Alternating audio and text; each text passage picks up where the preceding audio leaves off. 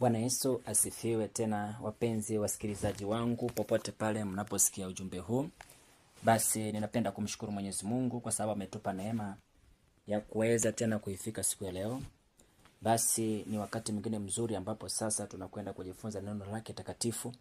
Ninakuomba usikilize kwa makini, ninajua itakusaidia kwa sababu ni mapenzi ya Mungu kuona mwanadamu yeyote anainuliwa kutoka hatua moja kwenda hatua nyingine.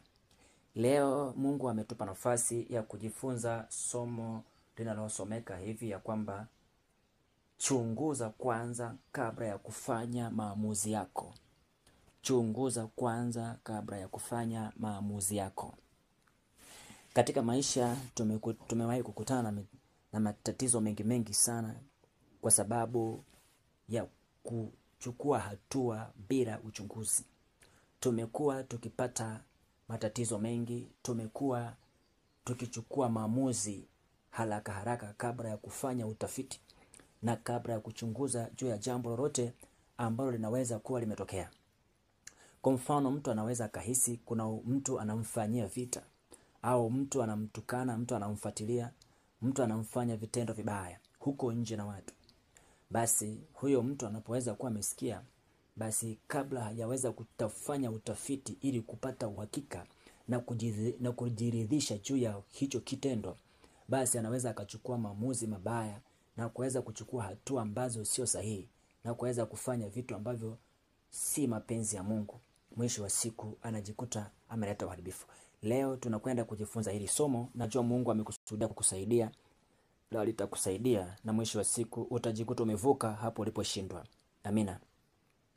Tunaanza kitabu cha Wakorintho wa kwanza na ile sura ya 2 na mstari wa 10.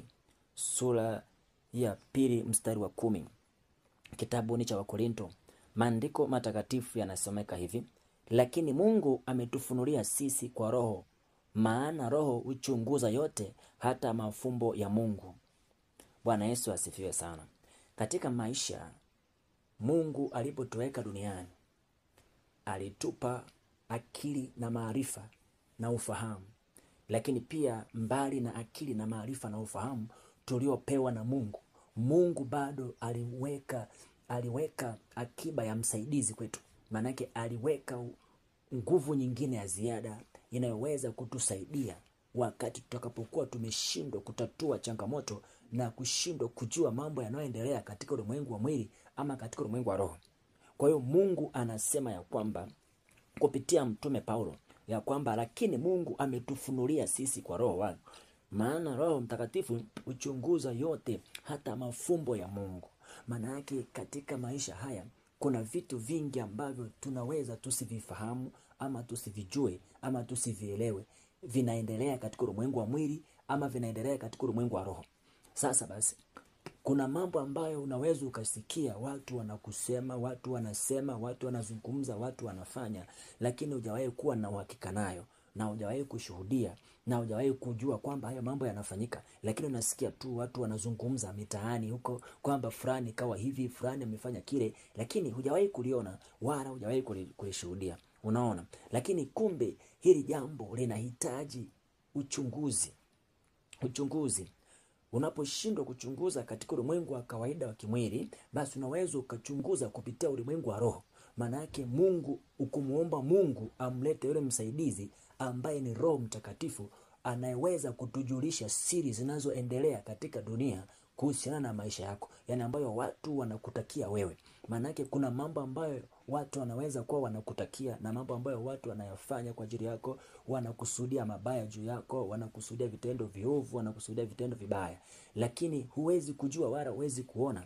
Kwa hiyo unapomuomba Mungu wa mbinguni akaleta yule Roho Mtakatifu aishie juu, ambaye Mungu alimtuma kwetu duniani kwa ajili ya wanadamu, basi huyo Roho anaweza kuwa msaada kwako, anaweza kukufunulia siri za mambo yanayoendelea kati ya wewe na binadamu wenzako, au kati ya wewe na Mungu, au kati ya wewe na maadui zako. Wanakufikiria nini, wanakuwazia nini, wanahitaji kutendea nini, wana makusudi gani juu yako, wana mipango gani juu yako. Kwa hiyo Roho Mtakatifu, maandiko anasema, huchunguza yote, hata mafumbo ya Mungu. Huyu ni Roho Mtakatifu, ni mwanasayansi wa kwanza anayejua vitu vinavyoendelea katika ulimwengu wa roho na katika ulimwengu wa mwili. Kwa hiyo ukimtumia, huyu ndiye mpelelezi wa kwanza anayejua kila kitu katika maisha ya binadamu. Maana yake anayoyawaza mwanadamu ndani ya moyo, Roho Mtakatifu anaweza kukupa taarifa.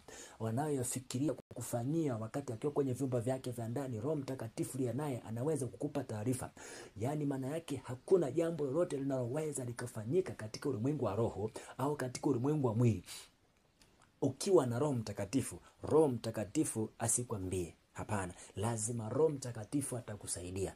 Maandiko matakatifu yanasema ya kwamba Roho huchunguza hata mafumbo ya Mungu, huchunguza mambo yote, hata mafumbo ya Mungu. Kwa hiyo kama kuna mambo yoyote yanakutatiza katika maisha, kabla hujachukua maamuzi yako ya kufanya chochote, awe ni watu umesikia wanakusema vibaya, au ni watu wanakutendea mambo mabaya, au ni watu wanakuzungumzia mambo mabaya, au ni watu wenye nia mbaya. Kwanza unaposikia watu wanazungumza kuhusiana na maisha yako kwa sababu wanahitaji kufanyia kitu hicho, basi cha kwanza fanya utafiti wa akili ya kibinadamu, fanya utafiti, uchunguzi wa kina kabla hujachukua maamuzi. Unaona? Alafu jambo la pili, kama katika ulimwengu wa kawaida wa kibinadamu umeshindwa kufahamu ama kuelewa ni nini kinaendelea, basi mshirikishe Roho Mtakatifu anayeweza kuchunguza mafumbo, hata mafumbo ya Mungu, anayeweza kujua siri zote za mwanadamu zilizo ndani ya moyo wake, anayeweza kujua kwamba ni nini mtu huyu anakifikiri na kukiwaza. Lakini hii itakuwa uchunguzi wa kina kabisa kupitia huyo Roho Mtakatifu.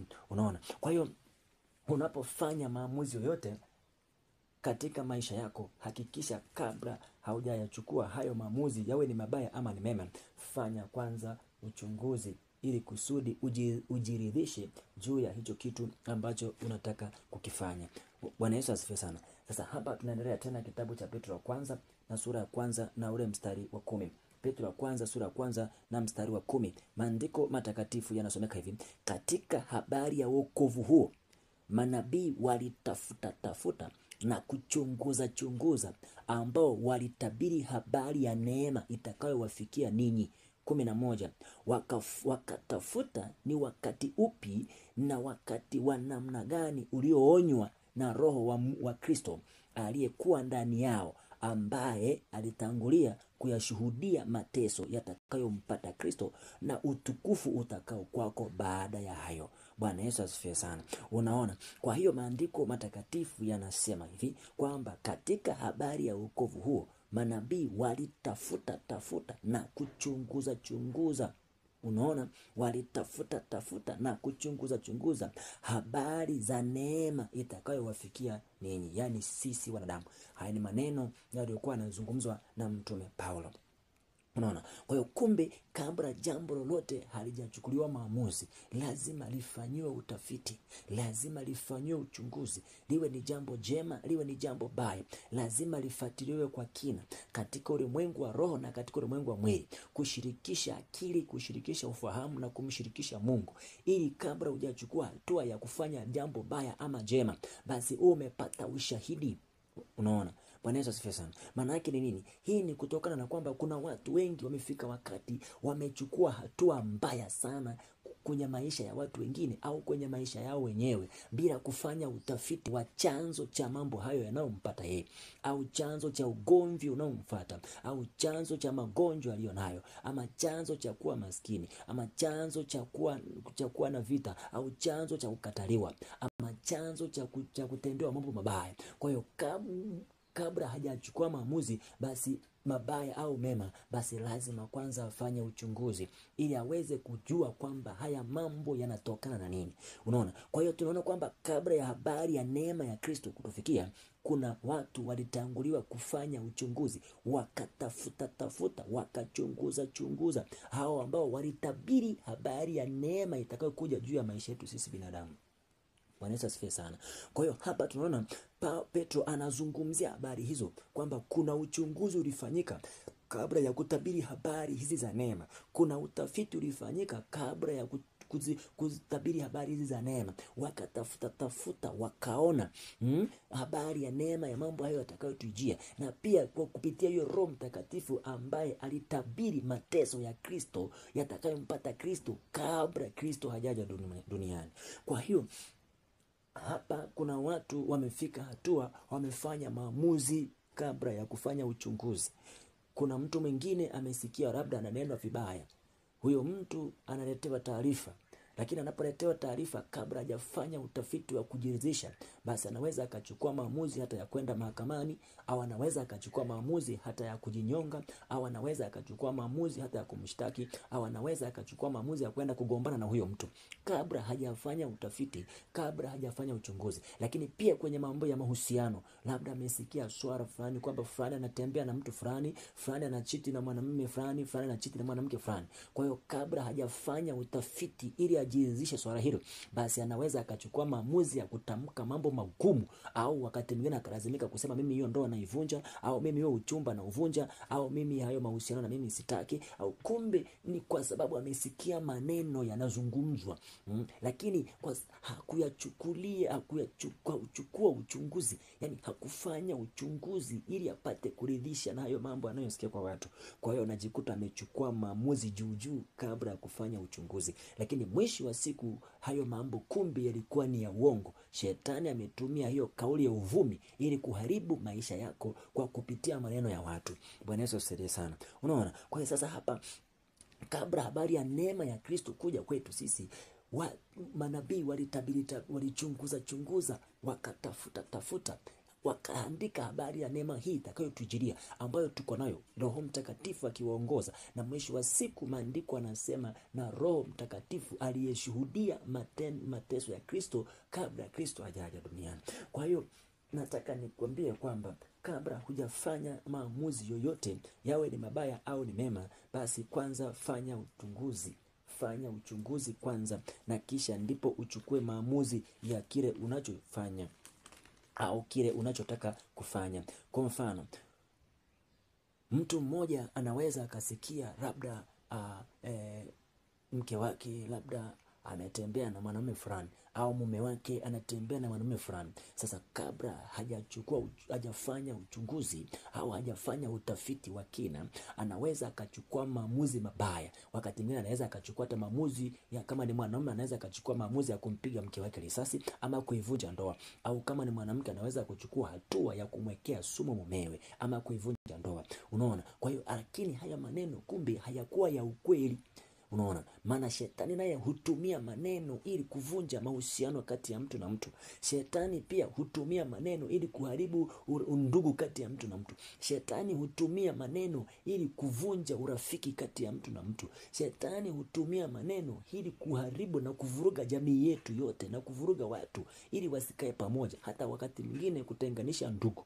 Kwa hiyo hii inatokana na mfumo wa Ibilisi wa kutaka kuhakikisha mambo ya watu hayaendi sawa sawa. Unaona?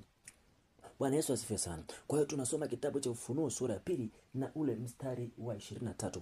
Ufunuo sura ya 2 na mstari wa 23, maandiko matakatifu yanasomeka hivi: nami nitawaua watoto wake kwa mauti, na makanisa yote watajua ya kuwa mimi ndimi nichunguzaye viuno na mioyo, nami nitampa kila mmoja wenu kwa kadiri ya matendo yake. Hapa maandiko yanaonyesha kwamba Bwana ananena kwa kutumia kinywa cha nabii Yohana. Anasema kwamba nami nitawaua watoto wake kwa mauti, na kwa makanisa yote yatajua ya kuwa mimi ndiye achunguzaye viuno na mioyo, nami